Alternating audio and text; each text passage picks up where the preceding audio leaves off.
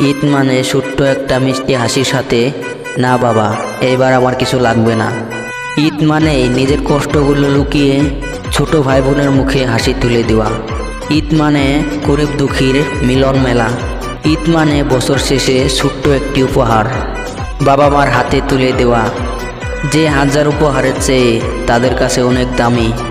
ঈদ মানে সেই সাদা পাঞ্জাবি আর যায় নামাজ হাতে বাবার হাত ধরে ঈদগাহ মাঠে নামাজ পড়তে যাওয়া।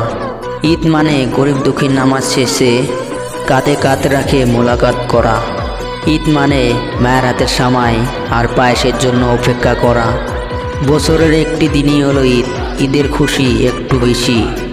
পরে চাঁদ চাঁদের নজর, তাই তো পাইলাম ঈদের খবর। ঈদ মুবারক। ঈদ ঈদ ঈদ ঈদ ঈদ এসেছে, মুবারক ঈদ মুবারক, মুবারক ঈদ মুবারক।